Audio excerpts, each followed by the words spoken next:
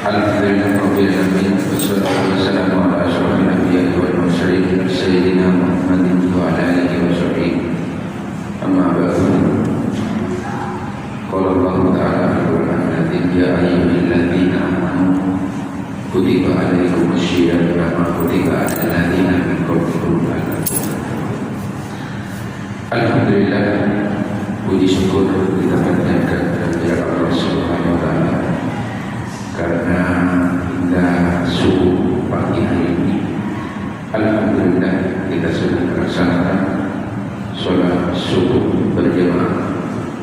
Mudah-mudahan apa yang kita niatkan dan apa yang kita praktekkan dari kita pada subuh hari ini dalam menjalankan perintah Allah, yakni melaksanakan sholat 5 waktu khusus subuh, dapat diterima oleh Allah Subhanahu wa Ta'ala.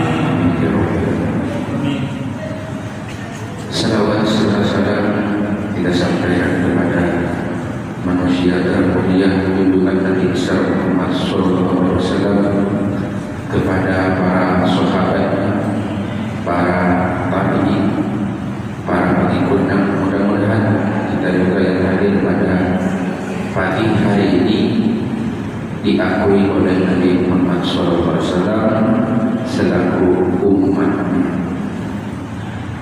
Jemaah sholat subuh Masjid Darussalam yang insyaallah dimuliakan oleh Allah Subhanahu wa Ta'ala, izinkan kami beberapa saat menyampaikan apa yang kami tahu, dan apabila dalam penyampaian kami nanti ada hal-hal yang kurang berkenan atau salah, mohon maaf sebesar-besarnya.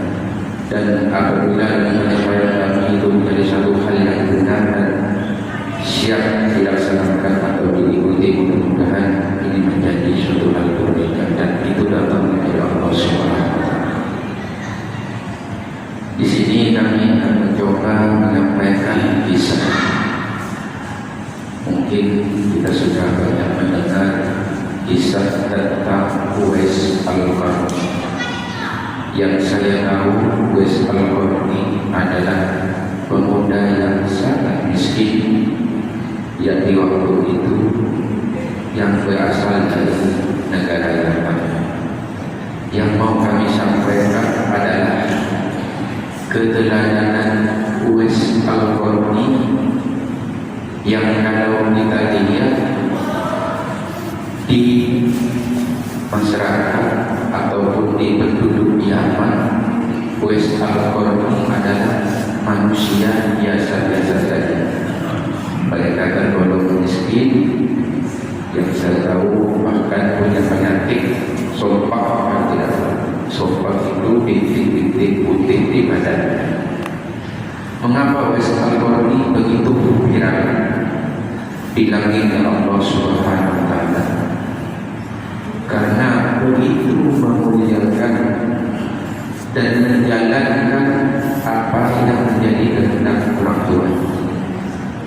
Begitu mengabdinya Uwais Al-Qarni kepada ibunya yang menurut keterangan sakit, bahkan cacat. Karena ibu yang sangat keterbatasan, maka Uwais Al-Qarni dalam melaksanakan sesuatu tugasnya itu boleh dikatakan 24 jam pun melayani ibunya yang sakit. Alhasil dari perjalanan itu ada permintaan dari seorang ibu yang disampaikan kepada Uwais Al-Qarni yang tidak bisa dijawab. Bahkan seorang Uwais Al-Qarni mempunyai tekad walaupun di luar kemampuannya, yakni ketika ada permintaan dari seorang ibunya, kira-kira kalau kami haji bisa tak? Itu pertanyaan. Atau punya keinginan sebelum kami meninggal ini ingin berangkat haji, di mana negara Yaman dengan Makkah itu kurang lebih kalau pesawat itu 2 jam lebih, artinya sekitar 200 bahkan 300 feet. Tapi seorang pemuda yang miskin yang punya penyakit sumpah, Uwais Al-Qarni tidak bisa menjawab tidak. Bahkan berpikir bahkan berinisiatif. Menurut yang kami tahu, seorang Uwais Al-Qarni itu memelihara domba. Di mana caranya? Mereka memelihara domba setiap pagi. Itu domba itu dibawa untuk naik ke bukit. Tiap hari dikala waktunya seekor anak domba yang awalnya kecil selama 8 bulan lebih itu digendong turun naik hingga terletaklah badan seorang Uwais Al-Qarni itu menjadi berotot ataupun kekar. Alhasil tibalah saatnya untuk melaksanakan ibadah haji. Maka seorang Uwais Al-Qarni meminta kepada ibunya, "Ibu, silakan naik ke puncak." Yang menjadi pertanyaan kita, dari Yaman panjangnya 200 atau bahkan 300 kilo menggendong ibunya ke Mekah bersama rombongan dari Yaman. Begitu berbaktinya.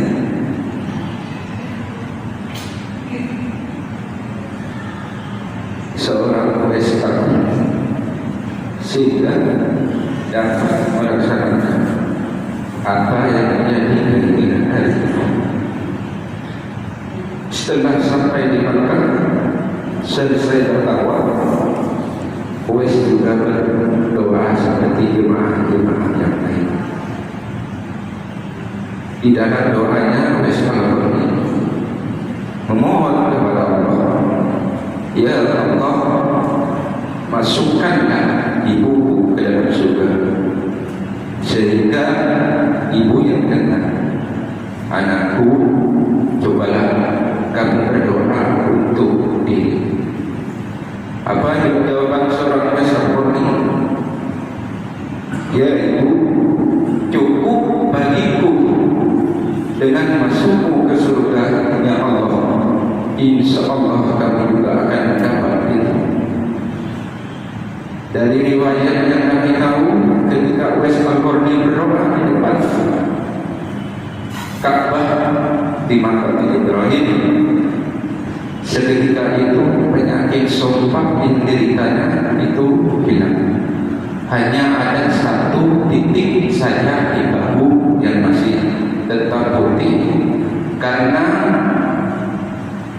setelah itu Nabi Muhammad SAW menyampaikan kepada sahabatnya, yakni Abu Bakar, Umar, dan Ali bin Abi Thalib, "Ya Umar, ya Ali,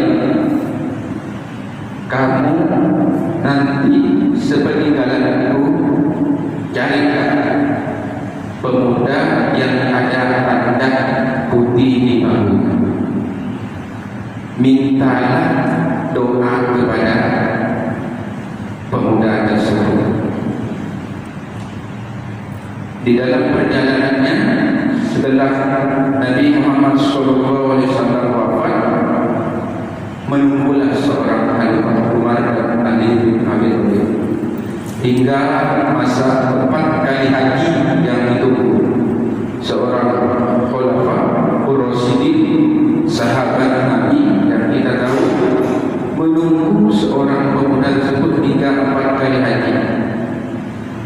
Alhasil keempat kalinya, ketika ada rombongan dari Yaman, maka Khalifah Umar dan Ali bin Abi Thalib itu bertanya kepada rombongan, "Ya orang-orang yang di Yaman, ada tak di rombongan ini yang pemuda yang bernama ini punya ciri-ciri?" Akhirnya dijawab oleh kabilah yang dari Yaman, "Ada ya Amirul Mukminin." Itu mereka, itu pemuda yang lagi mengembalakan kambing di belakang. Jadi ceritanya Uwais Al-Qarni berangkat haji sambil mengambil upahan yang saya tahu itu 300 dirham dan laksana meminta upah untuk pengembalian kambing. Sehingga Umar dan Ali bertanya, kok orang pengembalian kambing? Tapi akhirnya karena itu merupakan perintah ataupun perintah dari Nabi Muhammad SAW, hingga Umar dan Ali bin Thalib mencari pemuda itu dan akhirnya ketemu. Ketika ketemu masih ragu, masa kita disuruh ketemu dengan pemuda yang mengembalikan kambing, tapi tetap dijalankan. Akhirnya ketemulah dengan Uwais Al-Qarni dan bertanya, ya anak muda, siapa namamu? Namaku Uwais Al-Qarni dari yang betul. Akhirnya setelah dinyatakan betullah apa yang disampaikan oleh Rasulullah Muhammad SAW, bahwa pemuda inilah, sehingga dalam hati kita tersebut pemuda miskin mengembalikan kambing, tapi oleh Nabi Muhammad SAW kita suruh minta doanya. Bahkan Nabi Muhammad SAW titip salam kepada Uwais Al-Qarni. Hasil telah disampaikan oleh Uwais Al-Qarni. Uwais Al-Qarni telah mendapat salam dari Nabi Muhammad SAW, Nabi yang sangat dimuliakan dan sangat dicintai. Maka tersenyum, wahai Uwais Al-Qarni, berbahagialah kamu. Walaupun kamu semasa hidupmu tidak bisa ketemu dengan Nabi Muhammad SAW, tapi Nabi Muhammad menitip salam kepada. Maka dijawabkan oleh Uwais Al-Qarni, dan karena sifatnya agak sedikit memaksa Umar dan Ali, maka didoakan oleh Uwais Al-Qarni. Yang mau kita sampaikan di sini adalah kisah seorang Uwais Al-Qarni di Yaman, di mana warga Yaman ketika tahu di akhir hayatnya Uwais Al-Qarni ketika meninggalkan dunia, digegerkan di negara Yaman. Pertama, ketika menghembuskan nafas terakhir, apa yang terjadi? Segala keperluan dunia yang mengapainya, yang memandikannya, yang menguburinya, itu masya Allah, di situ hadir orang-orang yang tidak dikenal. Artinya apa? Ketika bertanya orang masyarakat Yaman, ini siapa Uwais Al-Qarni? Itulah yang mau kita sampaikan, adalah bahwa kemuliaan seseorang itu bukan terlihat dari status yang kita miliki waktu saat di dunia, tapi kemuliaan seseorang adalah ketika ridho kedua orang tua atau ridho ibunya didapat.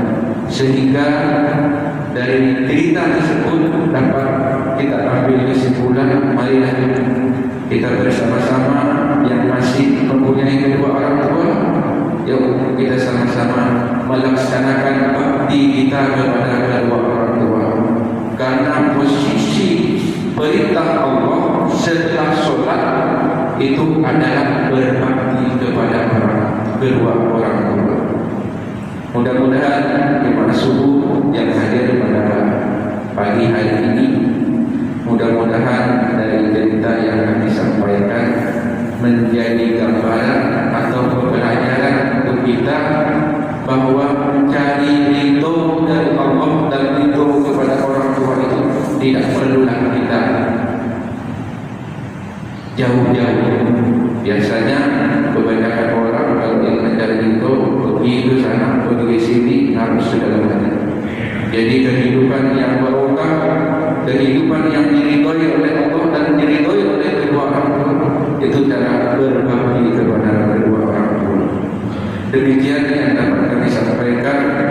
Yang terakhir, ucapan terima kasih yang sebesar-besarnya dari kami pengurus masjid dan Amaliyah Ramadan. Alhamdulillah sampai saat ini kegiatan selama amal yang Ramadan berjalan sesuai dengan ajaran, termasuklah buka puasa bersama, dan insyaallah dalam waktu dekat atau di malam ke-15 hari kita akan melaksanakan sholat tahajud yang akan kita laksanakan jam 3, dilanjutkan dengan sahur bersama. Jadi kami mengundang seluruh jemaah dan warga komplek Kota Bandara yang sekiranya bisa hadir, di mana kita tahu di bulan suci Ramadan ini segala macam amaliyah dilipat gandakan. Marilah kita bersama-sama mengambil kesempatan ini. Mumpung kita masih diberi hidup, mumpung kita masih diberi kesehatan, mari kita bersama-sama melaksanakan sunnah-sunnah di dalam bulan suci Ramadan. Mudah-mudahan puasa kita hari ini menjadi puasa yang diterima dan menjadi puasa terbaik di sisi Allah Subhanahu wa taala. Kurang dan lebihnya kami mohon maaf. Billahi taufiq wal hidayah. Assalamualaikum warahmatullahi wabarakatuh.